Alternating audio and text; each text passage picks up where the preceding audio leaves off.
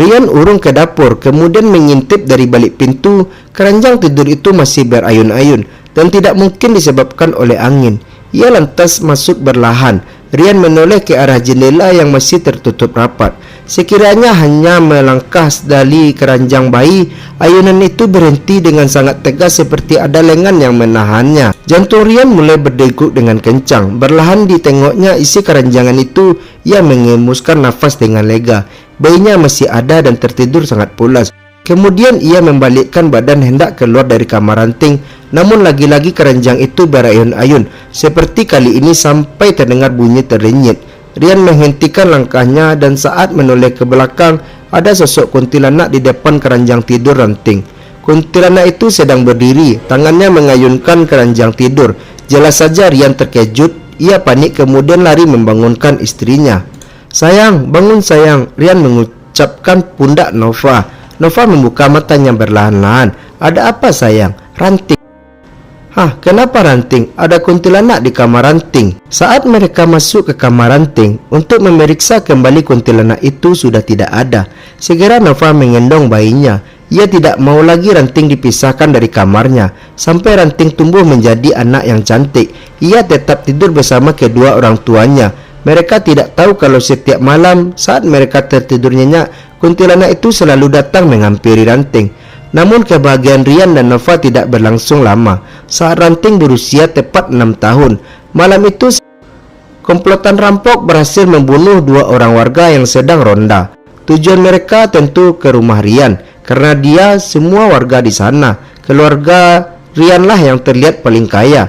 Entah komplotan itu memanjat pagar rumah Rian, mereka berhasil membobol pintu rumah. Berlahan mereka juga berhasil membobol pintu kamar Rian. Tanpa banyak basa-basi lagi, mereka menghantam kepala Rian dengan sebuah palu. Rian pun terkapar dan tak berdaya. Dan sebelum Nova berteriak, mereka sudah mencekik lehernya. Tubuhnya meronta-ronta, kehilangan napas dan tewas dengan keadaan mata melotot. Ranting terbangun. Salah satu dari mereka langsung mengendong anak itu dan melakban mulutnya. Kedua tangan ranting diikat. Teman-teman yang lain menggeledah di penjuru kamar, mencari barang berharga apapun yang bisa dibawa. Uang, perhiasan, dan handphone berhasil dirampas. "Anak ini kita apakan?" tanya orang yang menggendong ranting. Anak itu merenta-renta, matanya berair. "Bunuh saja," kata salah seorang dari mereka. Rian ternyata masih sadar. Dengan sisa tenaga yang ia punya, ia mengangkat wajah ke arah lelaki yang sedang menggendong ranting. "Kumohon jangan bunuh dia," parau suara itu keluar dari mulut Rian. "Halah, banyak bacot." Lelaki yang menggenggam palu menghantam kepala Rian bertubi-tubi hingga batok kepalanya pecah. Darah tercecer kemana-mana. Dia tewas mengenaskan. "Siapa yang berani bunuh anak ini?" tanya lelaki yang menggendong ranting. "Letakkan anak itu di lantai," suruh salah seorang dari mereka. Entah apa yang terjadi. Keesokan paginya, keempat rampok itu terkapar mati. Isi perutnya terburai-burai. Darah memenuhi lantai. Ranting berdiri di atas tubuh perampok itu. Wajahnya merah oleh bercak darah. Warga heboh mendapati ranting selamat dari pembunuhan. Mereka juga heran siapa yang memuduh para perampok itu dengan cara yang sangat sadis. Setelah kedua orang tuanya meninggal, untuk sementara waktu ranting ditinggalkan bersama Pak Sumaryo, seorang ketua RT. Ia sudah coba menghubungi pihak keluarganya ranting, tapi tidak ada yang mau mengurus anak itu. Mereka malah memperebutkan harta Rian yang padahal seharusnya jadi hak ranting. Rumah orang tua ranting dijual tanpa sepengetahui Pak Sunario. Mereka enggan mengurus ranting karena tahu kalau ranting lahir secara tidak wajar dari batang pohon kemenyan, dan itu menakutkan bagi mereka. Di sisi lain, keluarga Pak Sunario tidak sanggup lagi kalau harus mengurus ranting sampai dewasa. Ia juga punya 6 anak yang harus dibiayainya. Setelah 3 bulan tinggal bersama keluarga Pak Sunario, ranting dibawa ke kantor lurah. "Bawa ke panti asuhan saja, Pak. Di sana kehidupan ranting pasti terjamin," kata staf di kantor. "Wah, betul juga. Panti asuhan mana yang bisa menerima ranting? Apakah ada biayanya?" "Ke Bening Kesi aja, Pak. Saya kenal dengan kepala yayasannya. Gratis kok, Pak." Hari itu juga ranting berkemas. Ia diantar Pak Sunario ke panti asuhan. Tas besar berisi pakaian Ranting digendong Pak Sunaryo. Sementara Ranting sendiri hanya menjinjing sebuah boneka kelinci warna putih kesayangannya. Mereka naik angkot menuju panti asuhan. Berlahan angkot menjauh. Ranting dari belakang kaca angkot memperhatikan rumahnya yang sudah dimiliki orang lain. Air mata menetes dengan membasahi pipi Ranting. Ranting berdiri di depan gerbang panti asuhan. Cat gerbangnya berwarna hijau yang mulai memudar. Pintu gerbangnya juga sudah berkarat. Engselnya mengeluarkan bunyi nyaring kalau digerakkan. Anak-anak berlari di halaman panti yang cukup luas. Ada yang sedang bermain ayunan, main bola plastik, main karet. Melihat keramaian itu, Ranting mulai merasa takut. Ia sebenarnya masih ingin tinggal bersama keluarga Pak Sunaryo. Lihat Ranting, mereka nanti akan jadi teman-teman kamu. Ranting tidak menjawab. Wajahnya kelihatan ketakutan. Seorang perempuan gemuk yang umurnya sekitar 40 tahun melangkah berlahan ke arah Ranting. Rambutnya sebahu, baju kemeja yang gunakan bermotif kotak-kotak hitam dan hijau tua. Rambutnya hitam mungkin saja disemir. Senyumnya mengembang ramah ke arah Ranting. Perempuan itu bisa dipanggil Bu Hida. Ia salah satu pengurus di panti asuhan. Selamat datang Pak. Wah, kamu Ranting ya? Ranting tidak menjawab juga tidak mengangguk. Pandangannya penuh waspada terhadap wanita itu. Ya ibu, saya Sunaryo yang menitipkan Ranting di panti asuhan ini. Oh iya, tadi staf kelurahan menelpon saya dan kami sudah bicara panjang soal Ranting. Iya ibu, sebenarnya saya masih ingin Ranting tinggal di rumah, tapi keuangan saya terbatas dan semua saudara Ranting tidak mau mengurusnya. Kasihan sekali anak cantik ini. Ranting malah dilentarkan. Bapak tenang saja, Ranting sekarang berada di tempat yang tepat kok. Pak Sunaryo mengangguk, senyum mengembang. Bu Hida mengajak mereka berdua masuk ke halaman panti. Beberapa anak yang sedang berlari tiba-tiba berhenti. Ranting berhasil menjadi pusat perhatian mereka. Dipandanginya seperti itu, membuat Ranting tidak nyaman. Ia tertunduk sambil terus memeluk erat bonekanya. Mereka melewati pohon mangga yang sedang berbuah lebat.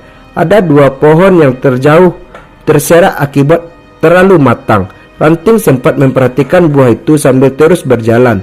Mereka masuk ke dalam kantor. Bu Hilda menyarankan sebuah formulir data diri. Untung saja Pak Sunaryo membawa kartu keluarga milik Ranting. Dengan perlahan ia mengisi formulir tersebut. Setelah selesai, Bu Hilda mengambil sebuah paket besar yang dibungkus rapi menggunakan plastik. Paket itu berisi kebutuhan dasar Ranting untuk di asrama ini, seperti alat-alat mandi, baju muslim, sandal dan sepatu dan baju sekolah. Ranting nantinya sekolah ya, semua kebutuhan kamu ada di sini. Bu Hilda menyentuh paket itu. Seperti biasa Ranting tidak mengangguk juga tidak berbicara apapun. Ya terima kasih Bu Hilda, jawab Pak Sunaryo. Yuk ibu antar ke kamar kamu. Mereka kemudian meranjak menuju asrama. Melewati koridor yang meramai oleh anak-anak kecil yang sedang berlarian ke sana kemari. Mereka tiba di sebuah kamar yang cukup besar. Di sana terjejar tempat tidur tingkat 3 anak kecil yang sedang bermain bola bekel di lantai. Nah, ini tempat tidurmu. Bu Hilda menunjuk sebuah ranjang bertingkat. Di bawahnya Intan, lanjutnya. Intan, Ranting akhirnya bersuara.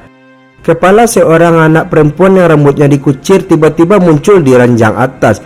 Ia terlihat pucat dan tidak sebahagia anak-anak lainnya. Itu dia. Hai Intan, kamu bakal punya teman baru. Nih, namanya Ranting. Bu Hilda melambaikan tangan pada Intan yang masih memandangnya dengan datar. Itu dia. Hai Intan, kamu bakal punya teman baru nih. Namanya Ranting. Bu Hilda melambaikan tangan pada Intan yang masih memandanginya dengan datar. Yang betah ya Ranting, Bapak doakan semoga kamu jadi anak yang sukses, kata Pak Sunaryo. Kalau kamu butuh apa-apa bilang saja sama ibu ya sayang, tambah Bu Hilda. Baik Bu, apa masih ada berkas yang harus saya isi? Oh tidak Pak, kalau begitu saya pamit saja Bu. Oh ya Ranting, nanti Bapak akan rajin tengok kamu, jadi jangan khawatir. Ranting mengangguk dan mengantarkan Pak Sunaryo sampai ke gerbang panti. Lelaki yang selama ini sudah berbaik hati padanya sekarang pergi meninggalkannya di panti asuhan. Angkot yang membawa Pak Sunaryo berlahan menjauh sampai tidak terlihat lagi sama Ranting.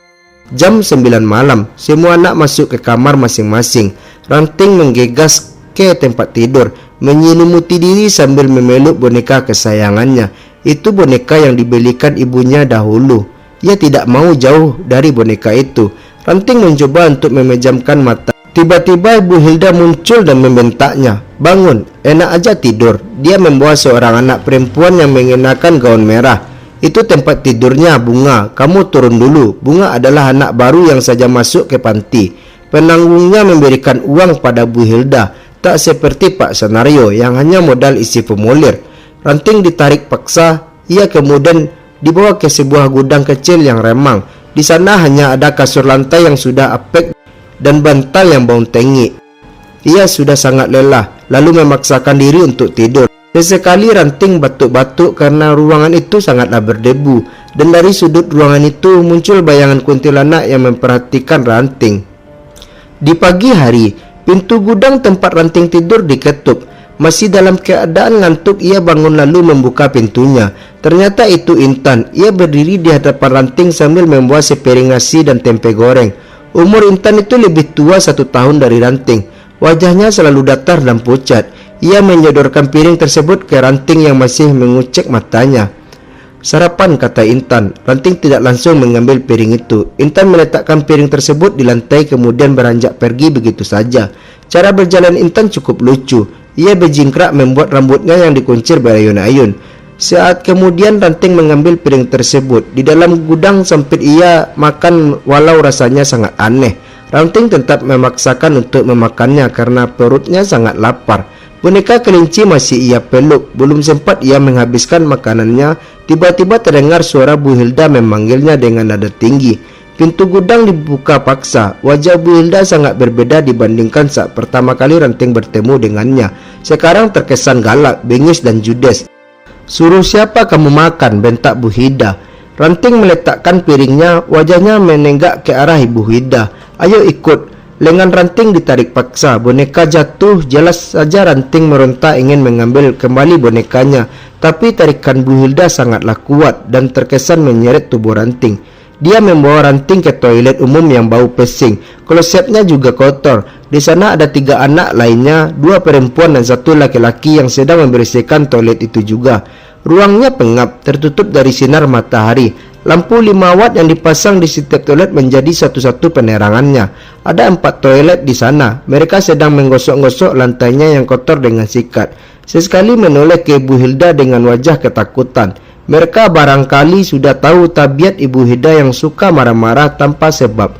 Kasar ke anak-anak tertentu. Tentunya anak yang tinggal menghasilkan uang baginya. "Kau bersihkan toilet ini. Setelah itu baru lanjut makan lagi," suruh Bu Hilda yang langsung membalikkan badan dan pergi dari hadapan Ranting. Ranting berdiri di depan toilet. Bau tidak sedap menusuk hidungnya. Ia mengambil sikat yang tergeletak di dalam toilet. Diguyurkan air ke lantai, kemudian ia mulai menggosok sikat tersebut dengan sisa tenaga yang ia punya. "Hai, kamu kelihatan lelah, biar aku saja yang bersihkan." Iqbal, anak lelaki berumur 9 tahun, menghampiri Ranting. Tampaknya ia sudah menyelesaikan tugasnya. Ranting berdiri. Ia menerima tawaran Iqbal. Di sini kalau tidak ada kerabat yang ngasih duit, Ibu Hilda pasti disuruh kayak gini. Tanpa dipinta bercerita, Iqbal menyorot sambil terus menggosok toilet. Ranting tidak menimpali. Ia memperhatikan Iqbal yang sedang sibuk menggosok toilet. "Nama kamu siapa?" "Ranting." "Haha, lucu namanya." Iqbal menoleh ke wajah Ranting. Tawa Iqbal berhenti saat melihat wajah Ranting datar dan berkesan tidak menyukai goyangan itu. "Hai Ranting, kamu udah makan?" Seorang anak perempuan menyapa Ranting dari belakang. Dia Yunisa yang juga membersihkan toilet barusan. "Tidak, hanya sedikit." Jawaban Ranting sangatlah singkat. "Nih, kamu punya roti." "Yah, mau dong." Iqbal keluar dari toilet. Ia menyeka keringatnya. "Aku juga mau." Dari pintu toilet lainnya muncullah Faula. Yunisa meronggok kantong dan roknya. "Tenang, aku punya banyak kok." "Dari mana?" tanya Iqbal. "Pas tadi bersih-bersih kamar Bu Hilda, aku curi roti ini, soalnya aku lapar banget." "Makanan di dapur umum udah habis," kata Yunisa. Ketika mereka asik memakan roti, tiba saja Bu Hilda muncul sambil memanggil nama Ranting dengan nada tinggi. Ia melihat bungkus roti yang berserakan di lantai dan tahu betul itu adalah roti miliknya, karena ia beli di toko roti bernama. "Wah, pantas sekali roti ibu hilang. Siapa yang berani mencurinya? Ngaku." Roti yang ada di mulut mereka belum selesai dikunyah. Mereka semua tertunduk. "Ayo ngaku, atau ibu kurung kalian semua di toilet ini selama 3 hari. Ragu-ragu dengan mungil Yunisa merangkat. Anak sialan, Ranting terpejam saat Ibu Hida mengoyunkan lengannya ke wajah Yunisa. Dan ketika Ranting membuka matanya, Yunisa sudah terkapar di lantai yang basah. Darah berkecucuran di hidungnya, ia tewas. Kematian Yunisa membuat heboh panti asuhan. Sampai-sampai Pak Manto, ketua yayasan, panik atas kejadian ini. Liciknya Ibu Hida mengancam setiap anak yang menyaksikan kejadian itu. Mereka dipaksa tutup mulut dan memberi kesaksian palsu kalau kematian Yunisa murni dari kecelakaan. Namun sayangnya saat anak-anak itu ditanyai kepala yayasan, Ranting malah menunjuk wajah Bu Hida. Dia membunuhnya, kata Ranting. Setelah Ranting menuduh Bu Hida sebagai pelaku pembunuhan, Pak Manto mengajak bicara empat mata dengan Bu Hida. Jenazah Yunisa sudah dikuburkan tanpa ada pemeriksaan terlebih dahulu. Ini bukan soal keadilan. Pak Manto sudah mencurigai kalau ada kekerasan terhadap Yunisa. Dan kalau masih masyarakat tahu, panti asuhan ini tidak akan mendapatkan donasi lagi. Bahkan lagi buruknya, bisa saja ditutup. Apa benar kau membunuhnya? Tidak, Pak. Pak Manto menghela napas. Ibu Hida, kau tidak akan melaporkanmu ke polisi. Mengaku saja. Dengan wajah cemas ia mengangguk. Aku tidak sengaja, Pak. Sudah Pak Manto duga pasti ini pembunuhan. Ia harus menjaga agar kasus ini tidak bocor keluar. Lelaki itu juga tidak tega kalau harus melaporkan Bu Hida ke polisi. Bukan karena Bu Hida sudah lama kerja di panti, tapi wanita itu masih ada hubungan saudara dengan Pak Manto. Jangan kau ulangi lagi ya. Kalau kasus ini sampai bocor, bisa jelek citra panti asuhan kita, ujar Pak Manto. Ia kemudian mengusap rambut yang sudah beruban. Bu Hilda mengangguk dan meminta maaf. Wanita itu tidak dilaporkan ke polisi dan ia sekarang menaruh dendam kepada Ranting. Malam itu juga ia mendatangi gudang sempit tempat Ranting dengan tidur. Ranting diseret paksa masuk ke toilet yang pengap dan bau itu. Toilet yang tempo hari dibersihkan Ranting. Saat Ranting diseret, Iqbal dan Faula mengintip dari jendela kamarnya dengan penuh kecemasan. Jangan kurung aku, teriak Ranting sambil meronta. Ibu Hida akan menyiksa terlebih dahulu sebelum Ranting dikurung di dalam toilet bau.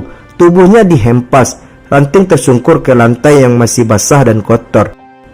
Lengannya kemudian ditarik paksa, rambutnya dijenggut dan di kepalanya dimasukkan ke dalam ember berisi air. Tubuh Ranting meronta. Ia kehilangan napas. Kemudian Bu Hida mengangkat kembali kepalanya. Wajah Ranting sudah pucat. Ia batuk-batuk.